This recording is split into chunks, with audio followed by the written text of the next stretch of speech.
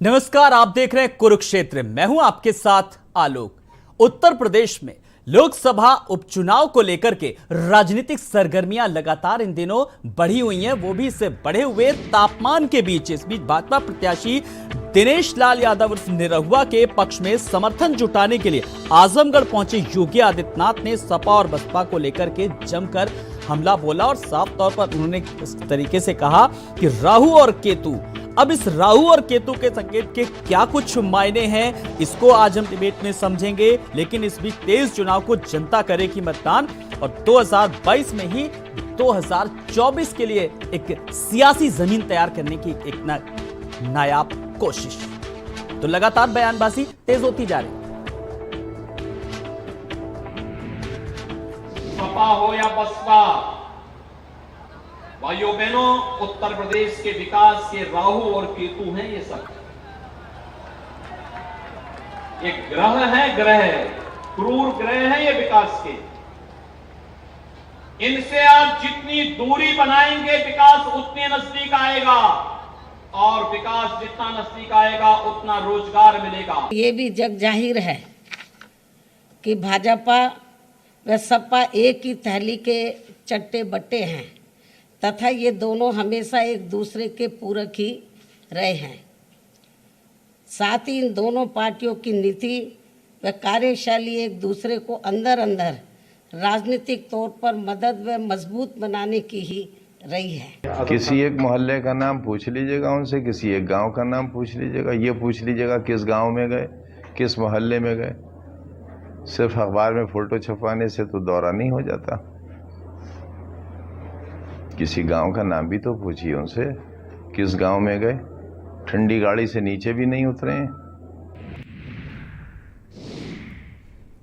तो फिलहाल जो राहु केतु है, इसको क्या मायने समझे जाएं कि किस तरीके से क्या अपने लिए है और क्या समाजवादी पार्टी के जो नतीजे आए थे, फिलहाल जो सीटें आई थी, तो उसको लेकर ऐसे तमाम सारे सवाल हैं। और इसमें सबसे बड़ी बात है कि इस आरोप प्रत्यारोप के बीच, इस पक्ष विपक्ष के बीच आम जनमानस के लिए क्या कुछ है। कुछ ऐसे ही सवालों के जवाब आज हम आए हुए मेहमानों से जानेंगे और समझेंगे। बिना कुछ देर किए हुए जल्दी से आए हुए मेहमानों से अपने दर्शकों का परिचय करा देते हैं। हमारे साथ बीजेपी प्रवक्ता कृष्ण मोहन पांडे जी हैं। कृष्ण जी नमस्कार, बहुत बहुत आपका स्वागत है। साथ ही साथ मनीष सिंह जी हमारे साथ हैं, प्रवक्ता सपा। मनीष जी नमस्कार, आपका भी बहुत बहुत स्वागत है। विद्या गौतम जी हैं, नेता बसपा। विद्या गौतम जी नमस्कार, आपका भी बहुत बहुत स्वागत करना चाहूंगा। और साथ ही साथ सुशील दुबे जी भी हैं, वरिष्ठ पत्रकार हमारे साथ। सुशील जी नमस्कार, बहुत बहुत आपका भी स्वागत है। और संजय राणा जी हैं, राजनीतिक विश्लेषक हमारे साथ। संजय जी आपका भी बहुत बहुत स्वागत है। तो इस सवालों और जवाबों के सिलसिले को मैं आगे बढ़ाऊं। मैं सबसे पहले बड़ा खुद भी पशोपेश स्थिति में हूं, जो राहु केतु को लेकर के क्या समझा जाए, इस बयान को लेकर के। तो चलिए मैं अपना दिमाग ज्यादा नहीं इस्तेमाल करता हूं, कृष्ण मोहन पांडे जी से ही टिप्पणी लेता हूं। कृष्ण जी, जो राहु केतु को लेकर के बात की जा रही है, फिलहाल जरा किसके लिए है, इशारा क्या है और क्या आप लोग संदेशा देना चाह रहे हैं, जरा विपक्ष को भी और आम जनमानस को भी जरा जानना चाह रही है जरा जनता। आलोक जी, देखिए स्पष्ट है कि राहु और केतु ये भारतीय मिथ के अनुसार, भारतीय मान्यता के अनुसार ये खराब ग्रह हैं। ये जिसके पास भी रहते हैं उनका नुकसान करते हैं। तो उत्तर प्रदेश में ऐसे दल आज तक कार्य करते रहे हैं जिन्होंने उत्तर प्रदेश को लूटा, उत्तर प्रदेश को दंगों की आग में लपेटा, उत्तर प्रदेश में भ्रष्टाचार किया, अपराध किया, और जो उत्तर प्रदेश को जितना नुकसान कर सकता था ऐसे लोगों को साथ लेके चले, चाहे वो दंगाई हो, वो भ्रष्टाचारी हो, वो अपराधी हो, भ्रष्ट अधिकारी हो। ये सारे लोग पूर्व की सपा बसपा सरकारों में फलते फूलते रहे जी। और जब उत्तर प्रदेश की जनता ने इस बात को समझ लिया कि सपा बसपा की सरकार को हटाने से ही उत्तर प्रदेश का विकास संभव है, 2017 में भारतीय जनता पार्टी की सरकार बनी और आज आप देख सकते हैं कि पूरा उत्तर प्रदेश एक उत्तम प्रदेश बनकर तैयार है। उत्तर प्रदेश एक नई विकास की गाथा लिख रहा है। और उत्तर प्रदेश नहीं, कृष्ण मोहन जी, ये सब सारी चीजें चुनाव के पहले, विपक्ष का ये भी सवाल है, ये भी मुझसे लोग बहुत सारे सवाल लोग पूछते हैं कि चुनाव के पहले इस तरीके की बयानबाजी क्यों होती है। सब चुनाव के पहले हम क्या कहते हैं, हमारा तो उद्देश्य रहा है, हमने तो शुरू से अपने स्थापना काल से लेकर और आज तक बस एक बात कही है, भ्रष्टाचार मुक्त भारत बने, भ्रष्टाचार से मुक्त उत्तर प्रदेश बने, अपराध मुक्त, दंगा मुक्त, एक विकास युक्त उत्तर प्रदेश और देश बने। इसकी परिकल्पना हमारे स्थापना काल से लेकर और अपने शासन काल में भी हम करते आ रहे हैं और करते रहेंगे। ऐसे लोग जो उत्तर प्रदेश में भ्रष्टाचार, अपराध और आतंक फैलाते थे, इन लोगों का हम सदैव विरोध करते रहे हैं, खुले मंच से करते रहे हैं और आगे भी करते रहेंगे। चूंकि उत्तर प्रदेश की जनता इस बात को समझ चुकी है कि उत्तर प्रदेश और देश का भविष्य भारतीय जनता पार्टी के हाथों में सुरक्षित है, इसलिए देश की जनता ने मनीष जी, अब देखिए बीजेपी ने समझा दिया है कि भविष्य किसके हाथों में सुरक्षित, और आप लोगों पर अगर लेकर के बात करें तो राहु केतु जैसे सवाल उठ रहे हैं, फिलहाल अब कैसे जवाब देंगी? जब अगर सवाल उठाए तो भाई न्यूटन थर्ड लॉ यहां पर भी लगेगा। चंद्रमोहन जी, मुझे लगता है कि अभी सो करके उठ करके कृष्ण मोहन पांडे जी, कृष्ण मोहन पांडे जी अभी लग रहा है कि सो करके उठ के आए हैं और उन्होंने जो योगी आदित्यनाथ जी ने बयान दिया है आजमगढ़ में, उसी को रटा रटाए बयान की तरह से उन्होंने भी दोहरा दिया है। देखिए, राहु हमें आप कह रहे हैं, लेकिन इसी राहु ने उत्तर प्रदेश में जो 12 से 17 तक सरकार थी आदरणीय हमारे नेता श्री अखिलेश यादव जी के नेतृत्व में, 18 लाख से ऊपर हिंदुस्तान में पहली बार किसी ऐसी सरकार, समाजवादी सरकार ने, जिसने 18 लाख से ऊपर नौजवानों को लैपटॉप दिया। आधुनिक शिक्षा से अगर किसी ने पूरे हिंदुस्तान में किसी नेता ने जोड़ने का काम किया, छात्रों को जो गांव में रहते हैं, सुदूर इलाके में रहते हैं, बहुत कमजोर वर्ग से आते हैं, उनको लैपटॉप देकर के आधुनिक शिक्षा से जोड़ा था। उसके बाद से उत्तर प्रदेश के समस्त जनपदों को 4 लेन से जोड़ने का अगर किसी नेता ने काम किया, जिसको राहु कह रहे हैं चंद्रमोहन जी, इसी राहु ग्रह ने आपको पूरे उत्तर प्रदेश को 4 लेन से जोड़ने का काम किया था। 55 लाख जो हमारी गरीब माताएं थी, उन माताओं को श्री अखिलेश यादव जी ने समाजवादी पेंशन देकर के उन माताओं को स्वावलंबी बनाने का काम किया था। उसी ग्रह ने, जिस ग्रह को आप कह रहे हैं कि खराब माना जाता है, ग्रह के बिना किसी ग्रह को आप किनारे कर देंगे तो आपकी ग्रहों की संख्या पूरी नहीं होगी। लेकिन मैं चंद्रमोहन जी, मैं आपको याद दिला दूं कि श्री अखिलेश यादव जी ने जो जनेश्वर मिश्रा पार्क बनाया, आज प्रति रविवार को 1 लाख से ऊपर लोग लखनऊ शहर के जाते हैं उसमें।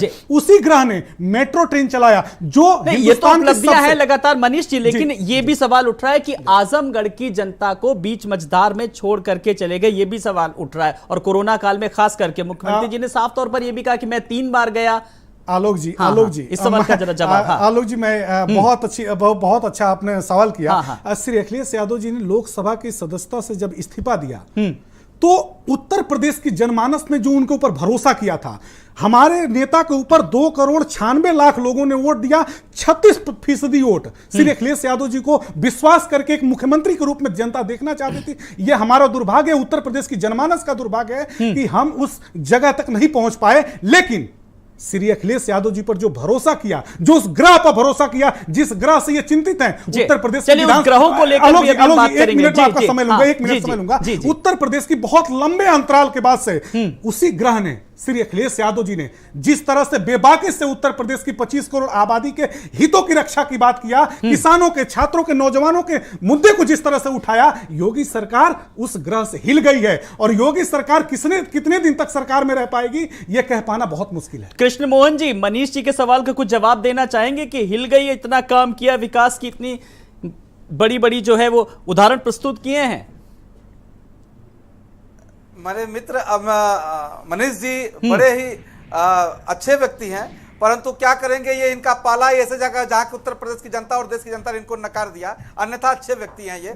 मैं इनको अपना बता देना चाहता हूं कि इन्होंने बड़ी बड़ी ऐसी ऐसी परिकल्पना को उत्तर प्रदेश में, उत्तर प्रदेश की जनता भूल जाए कि शायद वही उत्तर प्रदेश था 12 से 17 का, जहां पे 4 घंटा बिजली आती थी, जहां पे 700 दंगे होते थे, जहां पे अपराध ये था कि घर से शाम को निकलना मुश्किल था, जहां पे बच्चा चंद्रमोहन जी, रेप करता था और रेप करके कहता था। अभी ललितपुर में आपके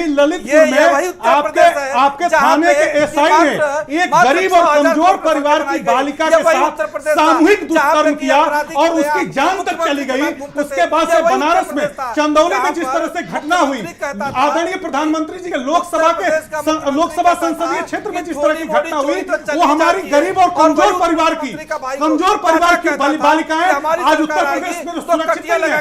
थानों में उनके साथ सामूहिक दुष्कर्म की घटनाएं हो रही है। चंद्रमोहन जी, परिकल्पना दे रहे हैं। मेरी अच्छाई की जनता ने आपने देखा है, तारीफ किया, किस तरह से मैं आपको उत्तर प्रदेश धन्यवाद का देता हूं है। चंद्रमोहन जी, उत्तर प्रदेश को लेकिन भारतीय जनता उत्तर पार्टी के ऊपर में डाल जनता दिया का था। विश्वास जिस तरह नहीं से है। उत्तर प्रदेश छात्र को सड़कों पे उतर एक चुके हैं, अपराध नौजवान भरा सड़कों उत्तर पे प्रदेश उतर चुके बना हैं, दिया था। छात्र नौजवान बना दिया सड़कों था। पर उतर सब आप करके क्या आपकी देख रहे हैं? हुकूमत के खिलाफ 3 लाख हल्ला लोग बोल चुके हैं और आज देश बहुत चिंतित है कि देश के लोकतंत्र को जिस तरह से आप लोगों ने कमजोर किया है, देश के लोकतंत्र को जिस तरह से आप लोगों ने खत्म करने का काम किया है, आज देश का लोकतंत्र करा रहा है। शासन को उत्तर प्रदेश की जनता ने देखा है। और चलिए, उत्तर प्रदेश आपको की जनता नकारा अभी है। बहुत 14 कुछ में देख नकारा, रही है, 17 में देखना भी है नकारा, आने 19 वाले में नकारा, समय में। 22 और में जनता नकारा, और ध्यान जनार्दन रखिएगा, होती है, 24 जनता में जब नकारा चाहे जिसे सत्ता के सिंहासन पर बिठा सकती है और वही जनता सत्ता के सिंहासन से उतारने का मादा भी रखती, ये हम सब भली भांति जानते हैं। विद्या गौतम जी हमारे साथ है। विद्या जी, एक बार फिर से मैं आपका स्वागत करना चाहूंगा। आपने बीजेपी की भी बात सुनी, समाजवादी पार्टी की भी बात सुनी।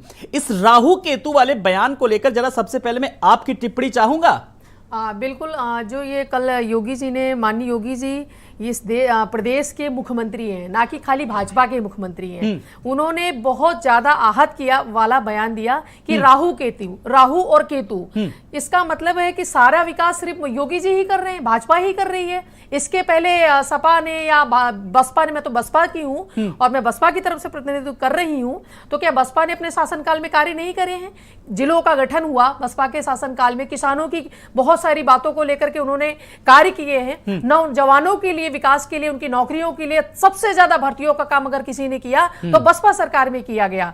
अगर हम शासन व्यवस्था की बात करें, लॉ एंड ऑर्डर की बात करें, तो बसपा के शासनकाल में किया गया। अब अगर योगी जी कह कुछ रहे हैं, चीजें भूल नहीं है मैम, आप एनआरएचएम भी याद कर लीजिए, Yes. जनता को याद दिला दीजिए। जी नहीं, मैं उस पर नहीं जाना चाहूंगी, मैं विकास की सिर्फ बात करें, क्योंकि यहाँ आपने हमें राहु केतु बोला ठीक है। तो राहु केतु अगर आपने बोला है तो हम विकास की बात करेंगे कि हमने कितना किया है। और ऐसा कोई नहीं है जो दूसरी पार्टियां, चाहे भाजपा है, सपा है, कहीं कोई दूध का धुला। जब आप कार्य करेंगे तो थोड़ी बहुत गलतियां भी होती हैं, आप कार्य करते हैं। तो मैं आप सबसे यही कहना, जो हमारे ये मुख्यमंत्री ने कहा है कि राहु केतु हैं, तो इन जो हमारी पार्टी के ऊपर लांछन लगाए गए, हमारी पार्टी को भी टारगेट किया गया, तो पार्टी ने बहुत विकास किया है और किसानों के लिए, नौजवानों के लिए, गरीब जनता के लिए, और एक बहुत बड़े प्रदेश को संभालने का काम, शासन प्रशासन को संभालने का काम, जो सुचारू रूप से अगर किसी को जाना जाता है, लॉ एंड ऑर्डर के लिए जाना जाता है, तो बहन कुमारी मायावती जी को जाना अच्छा मैम, ये भी बताइए विद्या मैम कि लगातार मैं सवाल ये पूछ रहा हूं, मुझसे भी लोग पूछते हैं, और कल मायावती ने भी जिस तरीके से प्रेस कॉन्फ्रेंस करके साफ तौर पर कहा कि बीजेपी और एसपी ये सब मिले हुए, ऐसा है क्या? निश्चित रूप से मिले हुए हैं, क्योंकि जिस तरह से प्रदेश के हालात है, क्योंकि आज योगी जी की सरकार है, भाजपा की सरकार है, तो इससे पहले के शासनकाल में सपा की भी सरकार थी, तो कहीं ना कहीं नजर आता है कि मिले हुए, मिली भगत चल रही है। प्रदेश की जनता त्राही कर रही है। आज किसानों का हालात देख लीजिए, नौजवानों को देख लीजिए, किस तरह से कोई सुनवाई नहीं है। ऐसे कोई ऑर्डर आते, ऐसे विधेयक आते, ऐसे कानून बनते जिसपे ना किसानों की बात सुनी जाती, ना नौजवानों की सुनी जाती, ना मजदूरों की, किसी की भी बात नहीं सुनी जा रही है। तो ये कहीं ना कहीं मिली तो कृष्ण मोहन जी, फिर जनता जाए तो फिर कहां जाए? फिर देखिए, अब ये आरोप लग रहे हैं कि सुनी किसी की भी नहीं जा रही है, मनमानी चल रही है। बिल्कुल मनमानी। आलोक जी, मैं अपने साथी को बता दूं कि ये कह रही है कि जनता की सुनी नहीं जा रही, लेकिन जनता किसकी सुन रही है ये पूरा देश देख रहा है। जनता जानती है कि देश का और उत्तर प्रदेश का भविष्य भारतीय जनता पार्टी के हाथों में है, इसीलिए बार बार भारतीय जनता पार्टी को सत्ता देने का काम कर रही है। तो देश की जनता और उत्तर प्रदेश की जनता कर रही है, परंतु इन मित्रों को मैं बता देना चाहता हूं कि ये बार बार जो ये गफलत में है कि उत्तर प्रदेश और देश की जनता को कोई सुन नहीं रहा है। जनता जानती है कि उसके जो मूल मुद्दे हैं, जो मूलभूत मुद्दे हैं, जो उसकी आवश्यकता है, सड़क, बिजली, पानी की जो आवश्यकता है, जो स्वास्थ्य की आवश्यकता है, वो भारतीय जनता पार्टी सुचारू रूप से घर घर पहुंचा रही है। चलिए मनीष जी, सारी मूलभूत सुविधाएं जो है वो लगातार सरकार दे रही है, तो फिर विपक्ष क्यों सवाल उठा रहा है भाई? आलोक जी, हाँ, कृष्ण मोहन जी अभी कह रहे थे कि योगी जी की सरकार सभी की बात सुनती है। अभी उत्तर प्रदेश में एक अग्निपथ योजना आई थी, भारत सरकार ने उस योजना को लॉन्च किया था। उसके बाद से सेना ने भी उस पर अपने स्पष्टीकरण दिए और सेना ने भी उसके तमाम अच्छाइयों को गिनाया है, लेकिन देश आज सुनने को तैयार नहीं है। देश का नौजवान आज उस बात को मानने को तैयार नहीं। और ये पहली बार ऐसा देश की आज़ादी के बाद ये अवसर आया है कि जब सेना को राजनीतिक विषयों पर भारतीय जनता पार्टी ने जो स्वतंत्र एक संस्था थी, जिस संस्था का हमारे हृदय में एक भावनात्मक रूप से बहुत ही इज्जत है, उस संस्था को इन लोगों ने राजनीतिक रूप से बीच में लाकर के खड़ा कर दिया। आज उत्तर प्रदेश का नौजवान, हजारों ऐसे नौजवान हैं जिन्हें उपद्रवी कहा जा रहा है। अगर वो अपनी हक की बात कर रहे हैं, वो अपने सवाल उठा रहे हैं, अगर कह रहे हैं कि सरकार हमारी बात सुने, अगर उत्तर प्रदेश का नौजवान आपसे कह रहा है तो आपको उसकी बात सुननी चाहिए थी। आपने अगड़ा पिछड़ा दलित मुसलमान ये तो करके आपने सत्ता हासिल किया, लेकिन योगी आदित्यनाथ जी उत्तर प्रदेश के नौजवानों के सामने जितना संकट है, उनका भविष्य अधर में है, आप नौकरी नहीं दे पा रहे हैं। सेना एक ऐसी संस्था थी कि गरीब परिवार का लड़का सुबह चना खा करके, गुड़ खा करके रनिंग करता है, दौड़ लगाता है। 4 साल से भर्तियां नहीं हुई। आप कहते हैं कि आपकी सरकार युवाओं की बात सुनती है, किसानों की बात सुनती है, लेकिन सबसे ज्यादा अगर किसी की सरकार में देश में आंदोलन हुआ है तो किसानों, छात्रों, नौजवानों ने और महिलाओं ने भारतीय जनता पार्टी के खिलाफ आंदोलन किया है। और भारतीय जनता पार्टी इन वर्गों के आंदोलनों को दबाने के लिए, कुचलने के लिए, मैं तो पूछना चाहता हूं, आज श्री रविशंकर जी का बयान मैंने सुना, वो संत हैं, उनको देश के राजनीतिक और आंतरिक मामलों पर बोलने का कोई अधिकार नहीं है। अगर एक संत को इस तरह से सरकार की प्रशंसा करेंगे, गुणगान करेंगे, तो हमारा डेमोक्रेसी कैसे बचेगा? हमारा डेमोक्रेसी आज करा रहा है, हमारा डेमोक्रेसी आज जब करा रहा बात है। लोकतंत्र की होती है, जब बात जनतंत्र की होती है, और सबसे बड़ी बात है कि जब बात देश सेवा की होती है, जब हम सेनाओं की बात करते हैं, चाहे वो जल सेना हो, थल सेना हो या फिर वायुसेना। कृष्णमोहन जी, मैं बड़ी जिम्मेदारी से इस सवाल का जवाब चाहूंगा, क्योंकि बात यहां पर देश की सेवा से जुड़ी हुई है, देशभक्ति से जुड़ी हुई है, उन युवाओं की भावनाओं से जुड़ी हुई है। लगातार अग्निवीर को लेकर के किस तरीके से जो प्रदर्शन जारी है, अग्निपथ योजना को लेकर के दिल्ली में आज जो तस्वीर नजर आ रही है, इससे पहले उत्तर प्रदेश के तमाम शहरों में नजर आ रही है, और अब विपक्ष को भी कहीं ना कहीं एक सीधे तौर पर एक मौका मिल रहा है। आखिर क्यों नहीं सरकार या कोई बड़ी रक्षा मंत्रालय की तरफ से भी प्रेस कॉन्फ्रेंस हुई, बता क्यों नहीं पा रही है जो लूप होल्स हैं? देखिए क्या है आलोक जी कि मैं एक एक चीजों का जवाब देता हूं, बड़ी जिम्मेदारी पूर्वक इस बात को कह रहा हूं कि आप ठीक ढंग से देखेंगे तो इस अग्निपथ योजना की जब जो प्रारंभ और जो विचार आया, ये 1989 में आया था, और 1989 से लेकर और आज तक इस पर विचार चलता रहा, परंतु पूर्व की सरकारों ने इस पर कोई ध्यान नहीं दिया। हमारी सेना के 5 बरस आपकी भी सरकार रही, चंद्रमोहन जी, वो बार-बार इस बात 5 बरस आप भी प्रधानमंत्री रहे, बार-बार इस बात को कहते रहे कि हमें अपनी सेना को और नौजवान करना है, और योग्य बनाना है, और अधिक से अधिक हमें चंद्रमोहन जी, युवाओं को भरोसे में क्यों नहीं लिया गया? युवाओं को विश्वास में क्यों नहीं लिया गया? युवाओं से संवाद स्थापित करने के लिए किसी कमेटी का गठन क्यों नहीं हुआ? तो देश का हर एक नागरिक युद्ध करने के लिए तैयार हो, और दूसरा कौशलपूर्ण हो, अनुशासित हो। युवाओं ने यही कहा है कि हमसे संवाद स्थापित क्यों नहीं किया गया? संवाद स्थापित करने के लिए किसी कमेटी का गठन क्यों नहीं किया गया? 25% लोग वहां पे नौकरी करेंगे, 75% लोगों को। कृष्णमोहन जी, जो सवाल पूछा जा रहा है उसका जवाब दीजिए। अगर आप बहुत अच्छी योजना लेकर के आए थे तो योजनाओं में रोज तब्दीलियां क्यों कर रहे हैं आप? रोज इसमें बदलाव क्यों कर रहे हैं आप? चलिए, लेकिन बड़ी बात यह है कि विपक्ष इस पूरे मामले को लेकर के, युवाओं को लेकर के सवाल उठ रहा है, संवादहीनता कहीं ना कहीं सामने आई, लेकिन इसमें विपक्ष कितना अपना रोल अदा कर रहा है, यह भी सवाल उठता है। लेकिन मुद्दा हमारा है राहु केतु को लेकर के। मैंने राजनीतिक दलों की बात सुन ली, अब मैं संजय राणा जी के पास आ रहा हूं। संजय राणा जी, एक बार फिर से आपका स्वागत करना चाहूंगा। आपने राजनीतिक दलों की बात सुनी, चर्चा हो रही है, टिप्पणी भी हो रही है लगातार। जरा मैं सबसे पहले आपसे यह समझूंगा कि इसमें राहु कौन है, केतु कौन है, और फिलहाल इसकी दूरदर्शिता कितनी देखी जा रही है?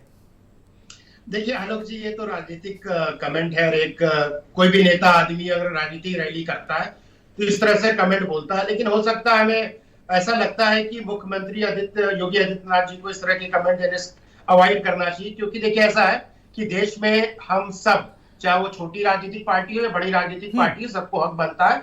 कोई अच्छा काम करता है, कोई बुरा काम करता है, उस पर हम विश्लेषण कर सकते हैं, उस पर हम डिस्कशन कर सकते हैं, उस पर आरोप प्रत्यारोप लगा सकते हैं। लेकिन हमें लगता है, मेरा अपना पर्सनल व्यू है कि ऐसे कद्दावर नेता जो एक जिनको लोग प्रधानमंत्री और प्रदेश के यशस्वी मुख्यमंत्री के रूप में देखते हैं, वो इस तरह के वक्तव्य से थोड़ा बचना चाहिए और इस तरह के स्टेटमेंट से अवॉइड करना चाहिए। देखिए, उनको अगर अपनी पार्टी के बारे में प्रचार करना, तो उनको पूरा हक है अपनी पार्टी का प्रचार करने की, इसमें कोई दोहराया नहीं है, सारी पार्टियों को है। लेकिन जो उत्तर प्रदेश की आलोक जी राजनीति आप पिछले 10 साल या 15 साल से देख रहे हैं, इसका स्तर बहुत गिर गया है। कोई भी नेता हो, चाहे वो समाजवादी पार्टी के हो, चाहे वो मायावती जी का तो नाम नहीं लूंगा कि उन्होंने बहुत कम स्टेटमेंट ऐसे देती है या देती ही नहीं है, लेकिन चाहे वो भारतीय जनता पार्टी को, ये आजकल लोग एक फैशन बना लिए, एक फैशन ट्रेंड बन गया है कि आप किसी के बारे में छोटा कमेंट बोल दो और अपने ट्विटर फॉलोअर बढ़ा लो और अपने रेटिंग बढ़ा लो। ये तरीका नहीं होता। अगर आपके अंदर गहराई है और आप समुद्र की तरह है और गहराई रखते हैं, तो आपके अंदर ठहराव रहना भी बहुत जरूरी है। जो बड़ा लीडर होता है, नेता होता है, वो कभी भी छोटी रोची हरकतें उसको अवॉइड करना चाहिए, वो किसी भी पार्टी को। देखिए, मैं पर्सनली योगी जी को बहुत पसंद करता हूं, लेकिन जिस तरह के जो कमेंट उन्हें दिए वो मुझे भी कहीं ना कहीं दुखी करता है। जी चलिए, कृष्ण मोहन जी, एक राजनीतिक विश्लेषक ने जिस तरीके से कहा, थोड़ा सा शब्दों को लेकर के वो उन्हें भी कहीं ना कहीं आहत करता है। आप थोड़ा इत्तेफाक रखते हैं कि इस तरीके से हार्ड लैंग्वेज को लेकर के? देखिए क्या है आलोक जी की राजनीति में शब्दों की एक सूचिता होनी चाहिए, एक मर्यादा होनी चाहिए, परंतु उस मर्यादा का उस शब्दों का विश्लेषण कैसे होता है, अच्छा। ये डिपेंड करता है कि राजनीतिक दल और अन्य लोग कैसे करते हैं। क्योंकि राजनीति में शब्दों की एक मर्यादा है और एक सूचिता है, उसके बिना तो कोई जिस मर्यादा की आप बात कर रहे हैं उसको क्रॉस किसने किया?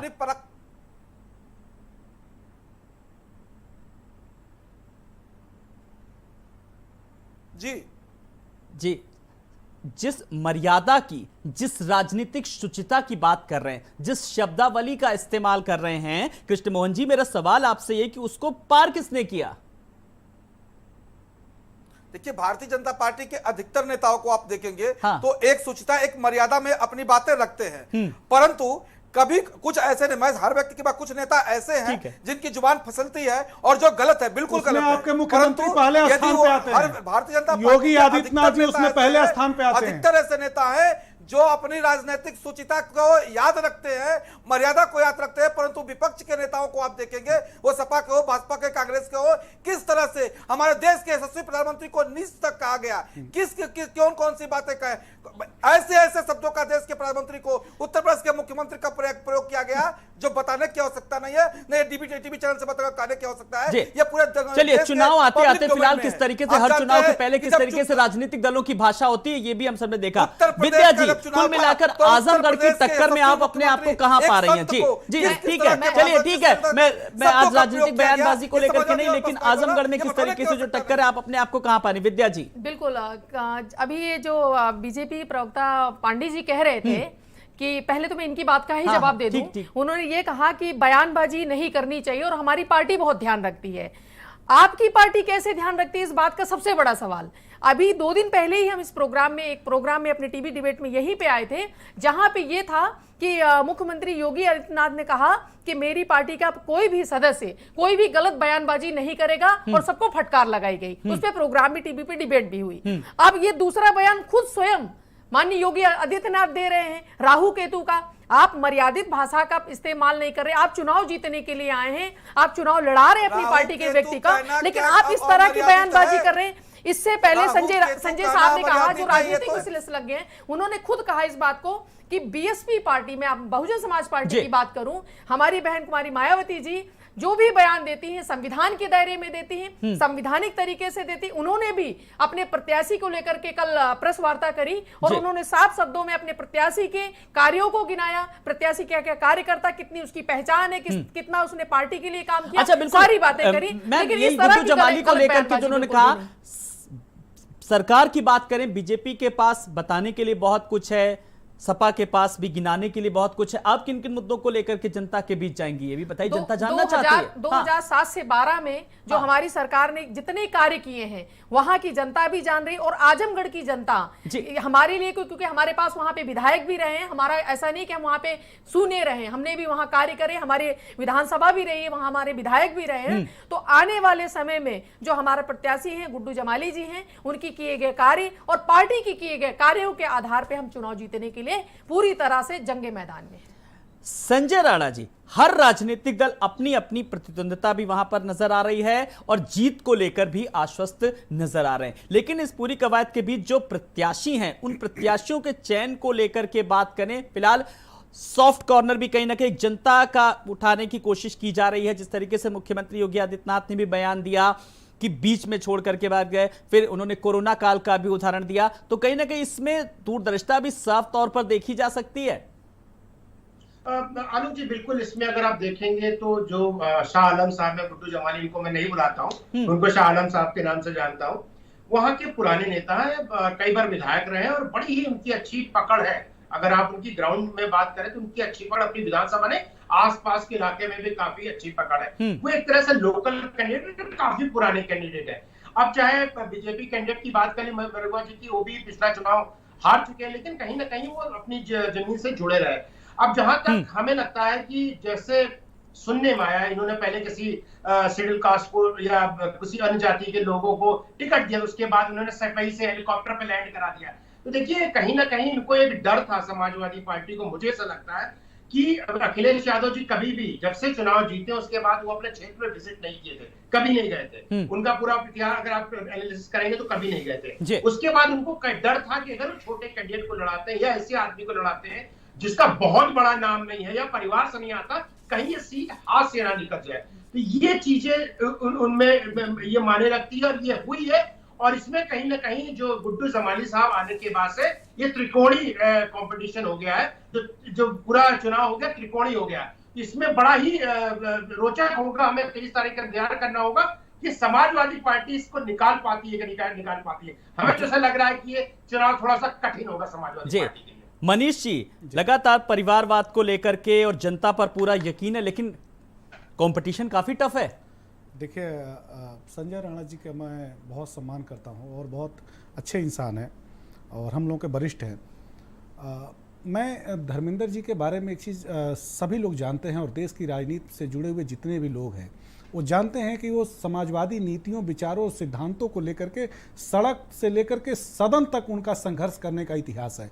और हमारे नेता आदरणीय अखिलेश यादव जी की नीतियां, उनके विचार और उनके सिद्धांत जो समाजवादी आंदोलन के हैं, आजमगढ़ की जनता और रामपुर की जनता हमारे पार्टी के दोनों वरिष्ठ उम्मीदवार हैं, उनको भारी मतों से जिताने जा रही है। हाँ, दूसरा सवाल जो आदरणीय संजय राणा जी ने कहा कि हेलीकॉप्टर से उतार करके, संजय राणा जी, मैं आपकी बात को काटूंगा तो नहीं, लेकिन इतना मैं जरूर कहना चाहता हूं कि श्री धर्मेंद्र यादव जी उसी एक्सप्रेसवे से जिसको श्री अखिलेश यादव जी ने बनवाया है, उसी एक्सप्रेसवे के रास्ते वो आजमगढ़ गए थे और उन्होंने जिस दिन नामांकन किया उस दिन के बाद से आज तक उन्होंने लखनऊ का रुख भी नहीं किया कि लखनऊ कैसा है। वो हेलीकॉप्टर से उन्होंने प्रचार नहीं किया है और हेलीकॉप्टर नहीं उतारा है। हाँ, आप जरूर जिस बात की तरफ इशारा करना चाहते हैं, हेलीकॉप्टर को लेकर के एक स्काईलैब पॉलिटिशियन के रूप में आप घोषित करना चाहते हैं, ये जानिएगा आप, चूंकि जानते भी हैं कि वो इलाहाबाद की राजनीतिक धरती से उन्होंने शिक्षा ग्रहण किया, पढ़ाई किया और वहां से निकल करके आदरणीय नेताजी के, आदरणीय जनेश्वर मिश्रा जी के, मोहन सिंह जी के और श्री अखिलेश यादव जी के नेतृत्व में